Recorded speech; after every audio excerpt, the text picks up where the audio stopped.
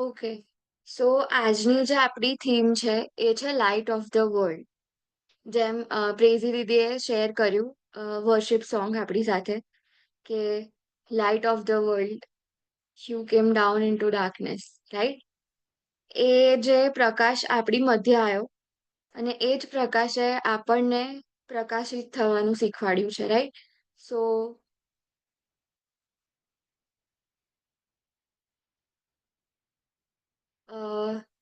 આજનું જે વચન છે દેટ ઇઝ મેથ્યુ 5:14-16. હું રીડ કરું છું. તમે જગતનું અજવાળું છો, પહાડ પર વસાવેલું નગર સંતાઈ રહી શકતું નથી. અને દીવો કરીને તેને માપ તળે નહીં, પણ દીવી પર મૂકવામાં આવે છે. ત્યારે ઘરમાંના બધાને તે અજવાળું આપે છે. તેમજ તમે તમારું અજવાળું લોકોની આગળ એવું પ્રકાશવા દો કે તેઓ તમારી રૂઢિકરણીઓ જોઈને આકાશમાંના તમારા બાપની સ્તુતિ કરે. આ જે વચન છે એ આપણને જે જીસ્ટ છે એ પૂરું પાડે છે કે આપણે પ્રકાશિત થવાનું છે. જેમ આ પિક્ચરમાં બતાવ્યું છે ને, મેં બહુ જ શોધ્યું પિક્ચર કે એકદમ આમ હિલ ટોપ ઉપર હોય આમ ઘર, તો આપણને મતલબ વધારે સારી રીતે ખબર પડતી. બટ આ જે પિક્ચર મને મળ્યું છે તો આમાં બી આપણે જોઈ શકીએ છીએ ને કે કઈ રીતે મતલબ એક જગ્યા છે કે જ્યાં ગાડી આ સિચ્યુએટેડ છે અને એ એક એવી જગ્યાએ છે કે જે સૌથી ઉપર છે. બરાબર? તમે જગતનું અજવાળું છો, પહાડ પર વસાવેલું નગર સંતાઈ રહી શકતું નથી. નાઉ આપણે જ્યારે આ વચન જોઈ રહ્યા છે તો એનો ફર્સ્ટ પોઈન્ટ જે છે મેં જે નોટ કર્યું છે that is know where you are situated. કઈ જગ્યાએ તમે સિચ્યુએટેડ છો એ જુઓ. First point is on the top. Second જે છે કે not hidden from anyone or anywhere. અહીંયા બીજા જે 14મી કલમ છે એના બીજા ભાગમાં કહે છે પહાડ પર વસાવેલું નગર સંતાઈ રહી શકતું નથી. હવે જ્યારે આપણે આ પહાડ પર વસાવેલા નગરની વાત કરીએ છીએ ને, તો નગર જેમ જેમ વસે ને એમ મતલબ એક ઘર હોય, પછી બીજું ઘર હોય, એવી રીતે લોકો ભેગા થઈ અને પછી એ રીતે નગર વસતું હોય છે, રાઈટ? સો એક બીજાની સાથે ભેગા થયા છે અને ભેગા ક્યારે થયા છે કે જ્યારે એમણે કોઈ એક માર્ગ પસંદ કર્યો. એ એક માર્ગ પસંદ કરી અને પછી ભેગા થઈને એ જગ્યાએ રહેવાનું ડિસાઈડ કર્યું. બરાબર? આપણે જ્યારે ઈશ્વરમાં આગળ વધી રહ્યા છે તો અહીંયા કહે છે કે તમે જગતનું અજવાળું છો, પહાડ પર વસાવેલું નગર સંતાઈ રહી શકતું નથી. બરાબર? હવે જેમ જેમ આપણે આગળ વધીએ છીએ એમ એમ ઈશ્વર જે છે એ બીજા લોકોને મતલબ આપણા દ્વારા બીજા લોકોને એમની નજીક લાવતા હોય છે, રાઈટ? એવું હોય ને કે આપણને જોઈને કોઈક બીજું એ બિલીફ કરે છે અથવા તો ઈશ્વર પર વિશ્વાસ કરે છે. આપણે જે કહીએ છીએ એના દ્વારા એ વિશ્વાસ કરે છે, રાઈટ? આપણા આપણા દ્વારા પ્રભુ જે છે એ લોકોને એમની પાસે લાવતા હોય છે. તો આપણે કઈ જગ્યાએ છે કે એક એવી જગ્યાએ છે કે જ્યાં ગાડી લોકો આપણને જોઈ શકે છે. અહીંયા માંથી 5 અને 15 એવું કે છે, અને દીવો કરીને તેને માપ તળે નહીં પણ દીવી પર મૂકવામાં આવે છે. ત્યારે ઘરમાંના બધાને તે અજવાળું આપે છે. હવે આપણને સુવાર્તા મળી અને આપણને એ તારણની ખાતરી મળી, રાઈટ? તો આપણે શું કરવાનું છે? માથી 28માં જેમ જણાવે છે કે જાઓ અને સર્વ દેશનાઓને શિષ્ય કરો. એ કામ આપણે કરવાનું છે. જ્યારે મને સુવાર્તા મળી તો શું હું એને મારી પાસે જ રાખી મૂકીશ? તો પછી પ્રભુ ઈસુ ખ્રિસ્તે જે સૌથી મોટી આજ્ઞા આપી છે, પ્રેમ, જેવો પોતા પર તેવો તારા પડોશી પર તું પ્રેમ કર, રાઈટ? એને આપણે બાજુ પર મૂકી દઈએ છીએ. ખાલી આપણે પોતાને જ જોતા હોઈએ છીએ. તો જ્યારે આપણે એ જગ્યાએ છે એ ટોપ ઉપર છે કે જ્યાં ગાડીથી લોકો આપણને જોઈ શકે છે, જો એ જ વસ્તુ આપણે ડેવલપ કરવાની છે. એવું મેં સાંભળ્યું છે કે ટોપ ઉપર જે છે ને જે લોકો હોય ને એ બહુ જ ડિફિકલ્ટીઝ પાસ કરીને આવ્યા હોય અને બહુ જ ઓછા લોકો ત્યાં આગળ પહોંચી શકતા હોય છે. પણ પ્રભુ ઈસુ ખ્રિસ્તે આપણને એ ચાન્સ આપ્યો છે કે આપણે એ જગ્યાએ પહોંચવાનું છે. એ આપણને બતાવે છે કે કઈ રીતે પહોંચવાનું છે અને આપણને એ જગ્યાએ મૂકવા માંગે છે. એમની પાસે બધું જ પાવર છે કે એ આપણને ત્યાં આગળ લઈ જઈ શકે. પણ શું આપણી એ તૈયારી છે? શું આપણે એ છુપાઈને બેસી રહેવા માંગીએ છે? છુપાઈને બેસી રહેવામાં આપણા ફિયર આવી જાય છે, આપણું લેઝીનેસ આવી જાય છે, એ જે બબલમાં આપણે રહેવા માંગીએ છીએ, એ બધી જ વસ્તુઓ આવી જાય છે. તો શું આપણે એ જગ્યાએ જ આમ રહેવા માંગીએ છે કે માપ તળે આપણે રહેવા માંગીએ છે? કેમ કે આપણા દ્વારા પ્રભુ બીજાને પ્રકાશિત કરવા માંગે છે. તો આપણે શું કરી રહ્યા છે? આપણને જે મળ્યું છે એ બીજા સુધી આપણે લઈ જવાનું છે. અહીંયા મેં લાઈટ એટલા માટે રાખ્યું કેમ કે જે એનો પ્રકાશ છે એ કોઈક એક જગ્યા સુધી સીમિત નથી રહેતો. એ જે જગ્યાએ છે એ જગ્યાએ બી અને સાથે સાથે જ બીજી જગ્યાએ એ પોતાનું પ્રકાશ ફેલાવતું હોય છે. રાઈટ? લાસ્ટ પોઈન્ટ જે કહે છે કે at the peak where I have to spread my life that is કે જ્યારે મને સુવાર્તા મળી છે, હું જે શીખી છું, એના દ્વારા એનાથી મારે બીજા લોકોને ઈશ્વરની નજીક લાવવાના છે. રાઈટ? તો જ્યારે આપણને એક જવાબદારી આવી જાય છે ને કે એ જગ્યાએ હું છું અને મારે મારી લાઈટ બીજા સુધી પહોંચાડવાની છે. We are not complete. આપણે સંપૂર્ણ બિલકુલ નથી. હા, સંપૂર્ણ થવા તરફ આપણે કહેવાય ને કે ધસવાનું છે. પ્રભુ કહે છે કે જેવો હું સંપૂર્ણ છું તેવા તમે સર્વ પ્રકારના આચરણમાં સંપૂર્ણ થાવ. એ સંપૂર્ણતા તરફ આગળ વધવાનું છે પણ આપણે સંપૂર્ણ નથી. અને એ જ્યારે એ વસ્તુ આપણે ધ્યાનમાં લઈએ છીએ ને કે હું ને તમે સંપૂર્ણ નથી. એક જગ્યાએ આપણે લોકો આમ કહેવાય ને કે પડતા હોઈએ છે કે હું આટલું નથી કરી શકતી તો હું બીજાને શું ગાઈડ કરવાની. એન્ડ આ બહુ જ ફેક્ટ વસ્તુ છે. મેં ફીલ કરી છે કે ઘણી બધી વખત એવું થાય છે કે હું જ મારા ગુસ્સા પર કંટ્રોલ ના કરી શકતી હોય તો હું બીજાને શું કામ કહું છું કે તમે પોતાના ગુસ્સા પર કંટ્રોલ કરો. એ જ વસ્તુ આપણે ધ્યાનમાં લેવાની છે કે શૈતાન ઘણી બધી રીતે આપણને એ પાછા પાડવાનું ટ્રાય કરશે. આપણો જે પ્રકાશ છે એ કહેવાય ને ડીમ પાડવાનું ટ્રાય કરશે. પણ આપણે કઈ રીતે રિએક્ટ કરીએ છીએ એ આપણા ઉપર છે. સો જ્યારે એ ટોપ ઉપર છીએ આપણે, આપણને ખબર છે કે આપણે કઈ રીતે આયા છે અને પ્રભુની સહાય કેટલી રહી છે.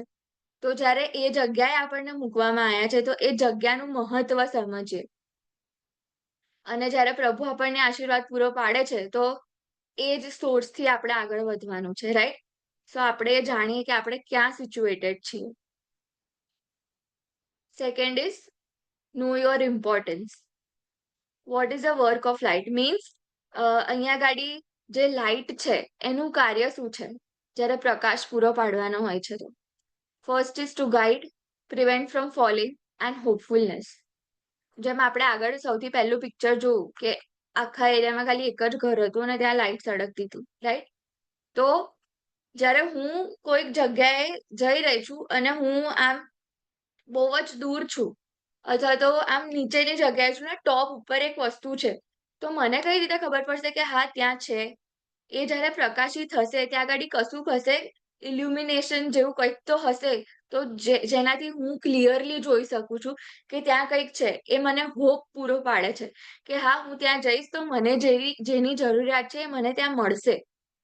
બરાબર? એ આપણને પડવાથી બચાવે છે.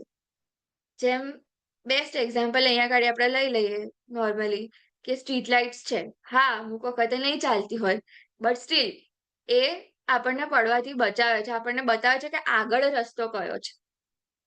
કઈ બાજુ વળવાનું છે આપણને બતાવે છે.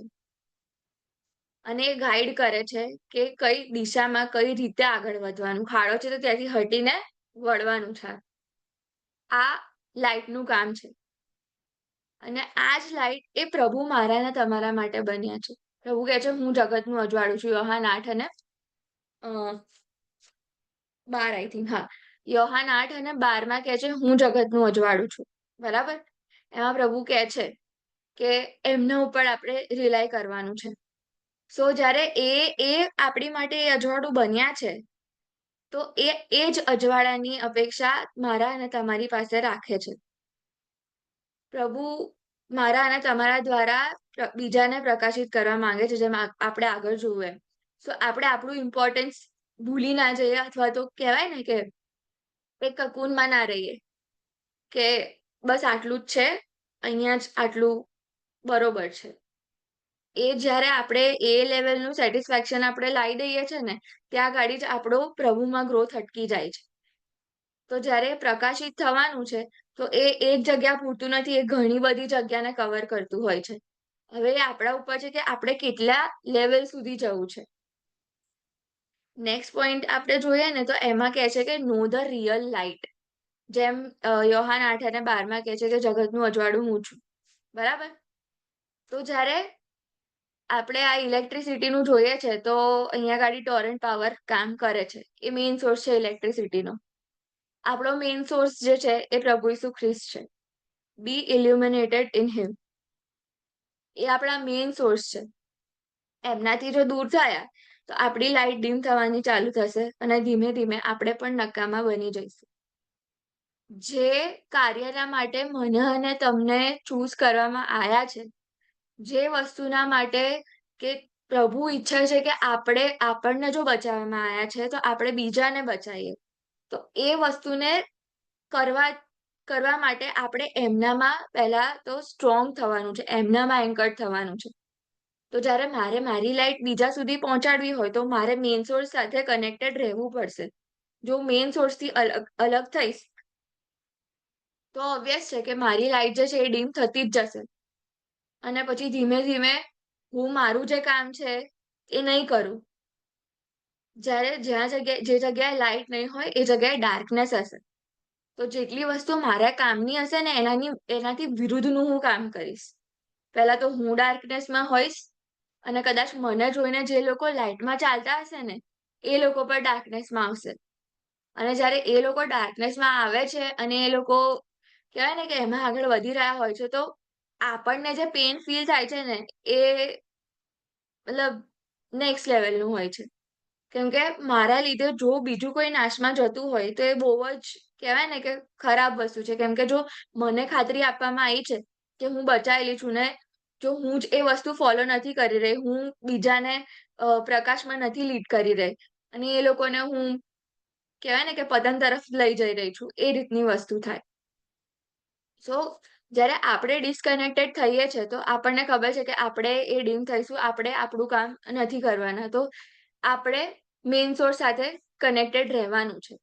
ત્યાં ગાડી એમનામાં ગ્રો થવાનું છે. એક સપ્લાય કોન્સ્ટન્ટલી આપણને મળવો જોઈએ. અને એ તો પ્રભુ આપવા માટે તૈયાર છે, પણ આપણી કેટલી કેપેબિલિટી છે. ઘણી બધી વખત છે ને તોફાન આવે છે, ફ્લડ્સ આવે છે, બહુ બધું છે જેમાં આમ કહેવાય ને પેલું ફ્લિકર થાય છે લાઈટ. અમુક વખત ડીમ થઈ જાય છે, અમુક વખત આમ ઝબકે છે. થશે એવી પરિસ્થિતિ.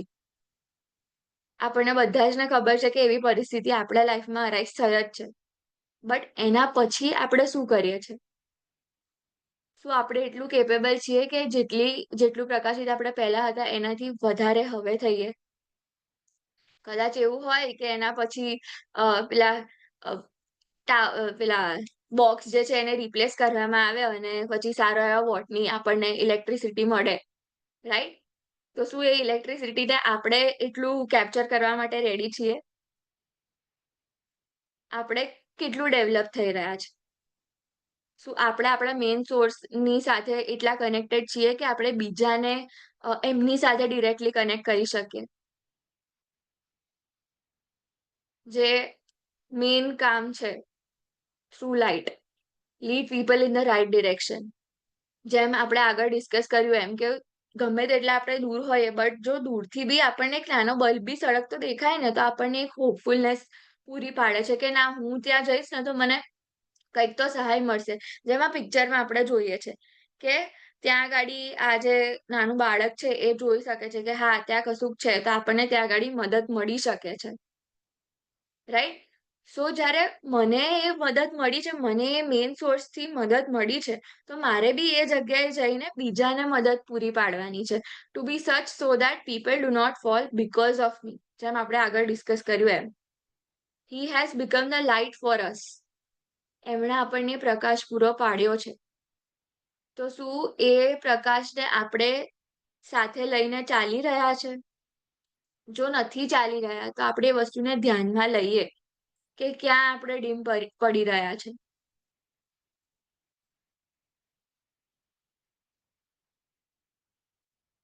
How can I become one? કેવી રીતે આપણે એ જે પહાડ પર વસાવેલું નગર છે એવા બની શકીએ છે. ફર્સ્ટ ઇઝ ગ્રોઈંગ ઇન હિમ. તો જ્યારે એમનામાં ગ્રો થવાની વાત આવે છે તો આપણે મેન મેન વસ્તુ શું આવે જ્યારે પ્રભુમાં ગ્રો કરવાનું હોય તો?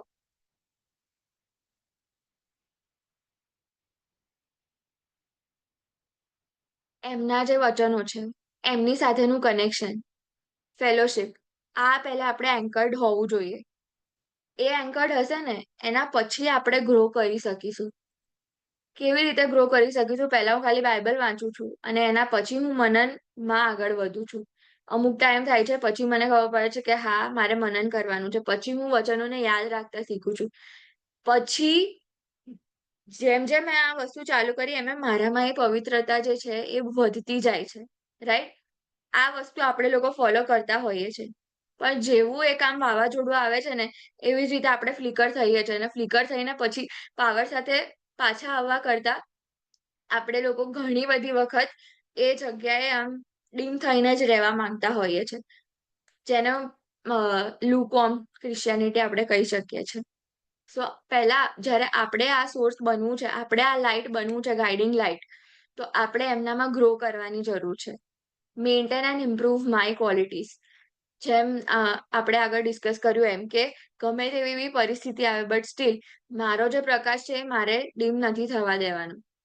કેમ કે જે જે મેઇન સોર્સ છે એમણે એમનું જે લાઈટ હતી એ સતત મારા ઉપર પાડી છે અને મને બતાવ્યું છે કે રાઈટ ડિરેક્શન કઈ છે. હા કદાચ મેં એ ફોલો નથી કર્યું બટ સ્ટીલ એમણે મને એ ઇલ્યુમિનેશન પૂરું પાડ્યું છે. તો શું હું એ બીજાને નથી પૂરું પાડી શકતી? એમણે મને એ જવાબદારી આપી છે તો હું કેટલી સારી રીતે નિભાવું છું. મારી ક્વોલિટીઝ મારે ઇમ્પ્રુવ કરવાની છે. Remember, we are at the stage where we ought to guide in a right direction.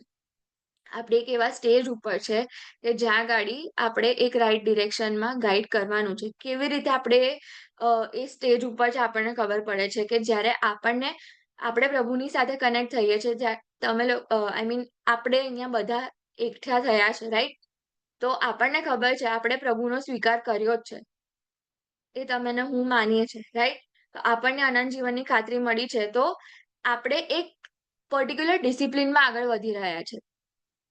તો એ ડિસિપ્લિનમાં જ્યારે આપણે આગળ વધી રહ્યા છે તો એ આપણી જવાબદારી બને છે કે બીજાને પણ એમાં લાવીએ.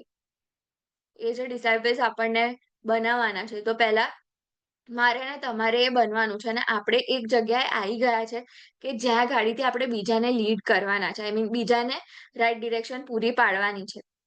તો એ જે પ્રકાશ છે એ આપણે બીજાને રાઈટ ડિરેક્શનમાં આગળ વધવાને માટે એન્કરેજ કરીએ એના દ્વારા. Never ever be disconnected from the source.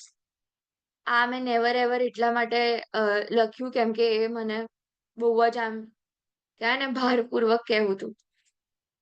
Because ઘણી બધી વસ્તુઓ એવી થાય છે કે જેનાથી આપણે લોકો પડી જતા હોઈએ છીએ અને એ ફોલ એટલો ભયંકર હોય છે કે જેમાંથી આપણે પાછા આવવાનું પસંદ નથી કરતા.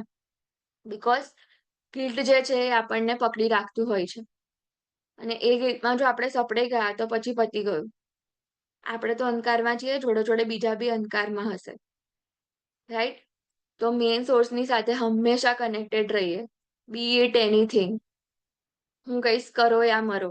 તમારી પાસે ભલે ટાઈમ ના હોય પણ નાની તો નાની પ્રાર્થના, વચન તો કંઈક તો આપણે વાંચીએ અને એને સમજીએ. એટલું બધું બી હું કહીશ કે એટલું બધું બી હેક્ટિક નહીં હોય કે આપણે નાની કલમ ના વાંચી શકીએ.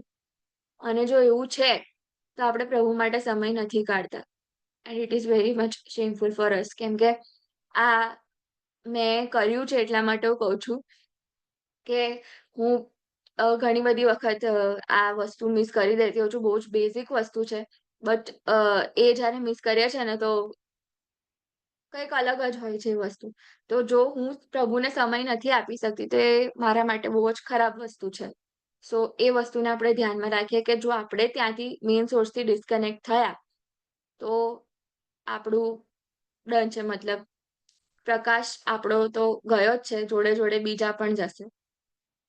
લાસ્ટ જે કલમ છે, 16મી કલમ, એમાં કહે છે, "તેમજ તમે તમારું અજાણું લોકોને આગળ એવું પ્રકાશવા દો કે તેઓ તમારી રૂઢિકરણીઓ જોઈને આકાશમાંના તમારા બાપની સ્તુતિ કરે."